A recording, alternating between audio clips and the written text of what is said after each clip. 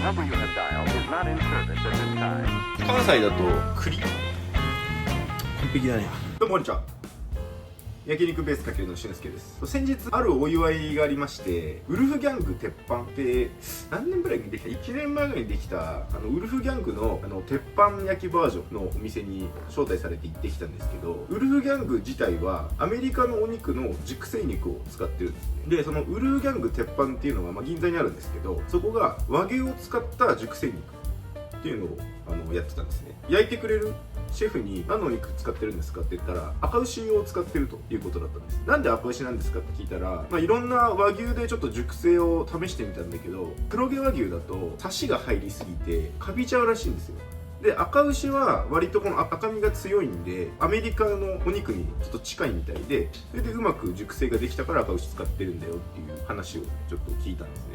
で今日紹介するお肉こちらなんですけども、今日も熊本県の赤毛和種赤牛ですね。今日はこの腕のお肉ですね、肩三角とかっても言われるんですけど、クリミっていう部位をさばいていきたいと思います。結構ね難易度は高めなので説明しながらさばいていきたいと思います。クリミさばいていくんですけど、まず大雑把に上の脂を全部掃除していきます。でその後に真ん中に1本めちゃくちゃ硬い筋が入ってるんで、ここをちょっとうまく分けて取っていきたいと思います。牛の肩は大きいですね、人間と違って。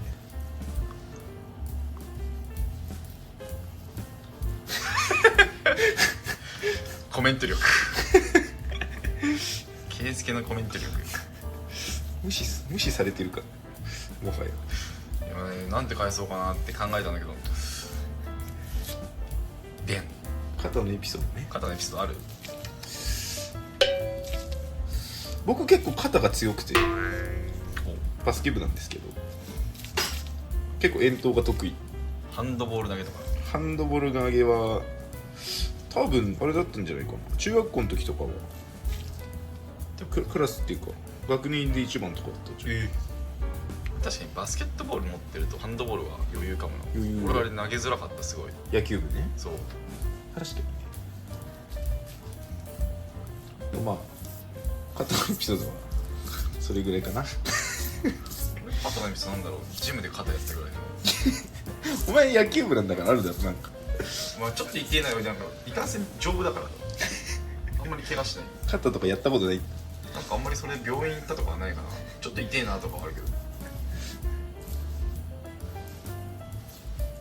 ただそう肩痛くて投げれないとかはあんまなかったけど、とうとう30になった時にジムでやっちゃったね。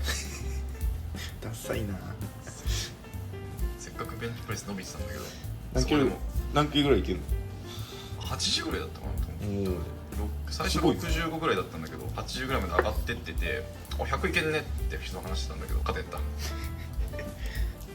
今でもいけてないでしょ。いけてないです。結構クリミは筋がぶっといんで、包丁をよく研いでからやった方がいいですね。クリミ難易度はこれは結構難しいよ多分。小肉の中ではトップクラスにむずいの。そうだね。俺の中で結構難しいっていうと、このクリミとか、あと上身筋とか、その辺はなんか複雑になってるんで割と難しいかなと思いますね。今回ね、特に赤牛の腕肉なんでちょっと希少なんですよね。なかなか入ってこないんで、ちょっと慎重に可食部をねこう多くしていきたいなと思うんですけど。その辺今取ってるの何件使ってんの？これはね、系列店で牛すじの煮込みにしたり、あとはミンチにしてちょっと端材として使ったりとかですね、いろんな料理。最近でもだいぶ慣れてきたけど、喋りながらさばくのすごい難しいね。そうだよね。この辺をねうまくさばけるようになると、大体牛さん1匹さばけるかなって感じですよね。あ、すごいねそれ。で、ある程度綺麗になりましたので、ここから筋を取っていきたいんですけど、これ三角形ですよね。肩三角って言われるぐらいなんで、なんかこれが関西だと栗に似てる。栗？あ、栗か。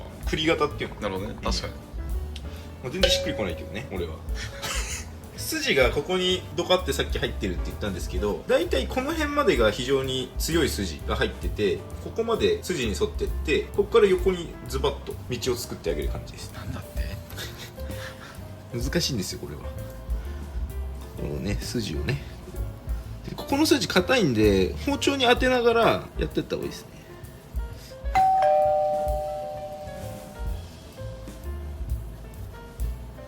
僕の包丁結構切れる方なんですけど、この筋に当てても筋がこう断ち切れないぐらい硬いんですよね。わかりますかね。ここが全部筋になってるんです。ちょっとこう筋を追いながらいきますね。見失わないように。慎重にやってるね。そうだね。ちょっとね、今日気温が結構高いんで、スピーディーにしたいんですが、ここをちょっと慎重にいきますね。気温高いけど寒いよ、今我々は結構。キンキンに冷やしてくるね。上にしっかり肉を持ち上げながら、筋に沿っていきますね。でだんだんここから幅が広くなってくるんで、ちょっと難しくなってくるんですけど。で、ここで1本太い筋があったんですけど、ここからね、割と食べれる筋というか、ここら辺から一気に横に道を作ってあげて、一旦落とすって感じですね。ここをしっかり取りたいですね。こっちのお肉とこっちのお肉で、なんていうんですか、肉質が若干違うんですけど、こっちの方がちょっと赤みが強いっていう感じですね。で、こっち見ていただくと、割とサシが細かく入ってる、小刺しになってるの分かりますかね。めっちゃ細かい。結構こう、くり身は噛むとギュッと肉汁が出るようなお肉なんで、僕結構好きな部位ですね。で、一回柵取りしていきますね。真ん中で落とします。こんな感じで。綺麗だ。でここの筋はぶっちゃけそんなに気にならないんで残してもいいし、あとはまあ後でミスジの真ん中の筋みたいに叩いてこう切れ目入れてあげるとお客さん食べやすいかなっていう感じですね。でさっき取った上の方ですね、ここも筋ちょっと残ってるんでこれも取っていきますね。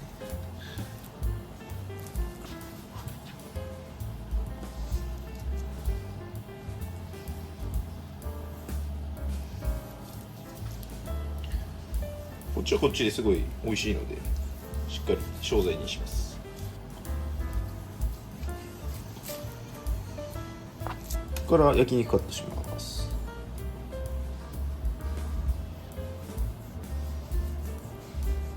結構ジューシーに肉汁出るんで、うちは割と太めにカットしますね。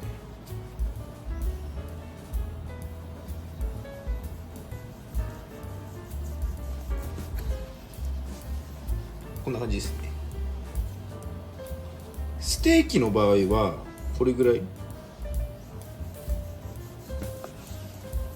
これもう最高ですよね。これぐらいの厚さで贅沢に食べるとクリーミーステーキなんて食ったことない。最高だよね。すごいさっぱりしてるんで、はい、じゃあ今日はステーキと焼肉カットで試食していきたいと思います。よし。じゃあ試食にレッツゴー。というわけでさっきのクリミですね、焼肉カットとステーキカットでご用意しております。じゃあ焼いていきます。ステーキカットクリーミー赤身なのであんまり焼きすぎるとちょっと硬くなりがちなので、ちょっと慎重に焼いてください。お、いいね。いいぐらいでいい。ちょっとね、肉が汗かいてきたぐらいで、1枚ちょっとレアめで食べてみましょう。もう塩味ついてるんでそのままいただいちゃいます。いただきます。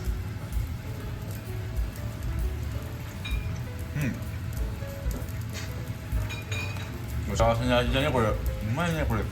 肉汁すごいでしすごい、まあ、赤身なんだけどやっぱちょっとさし入っててこれうまいね。一番うまいかもしれないこれクリーミー。結構肩だから刺身も入ってるのかなと思ったけど結構しっかり赤身より。じゃあもう一枚タレでいきます。当然うまい。当然うまい。当然ってなんか嫌な言い方。赤牛当然じゃねえからタレがだから今日も頬張って喋れなくなると。全然学ばない。だいぶいい色になってきて、今一回休ませて焼き直してるところですね。いい感じだね。こちら切っていきます。素晴らしい。完璧だね。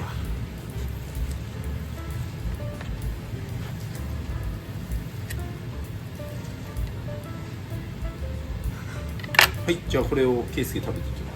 ありがとうございます。もう素晴らしいね。いただきます。まずそのまま。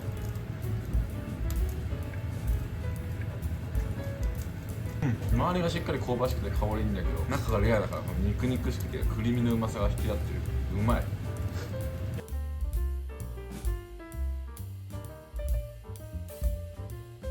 ステーキソースちょっと自家製で作ったんで、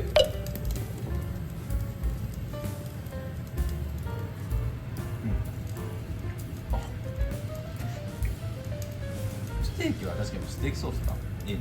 塩も美味しいけど止まりません。今日は昼ご飯食べてきてないよ。今日は食べてない。限界まさかの食べてくる。謎に食べてきたから。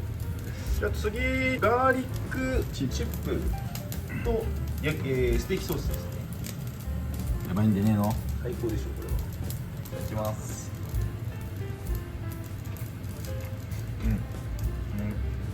ガーリックの香りもなんかこの食感がいいよね。そうだね、ガーリックチップは食感なんでサクサクっとしてそ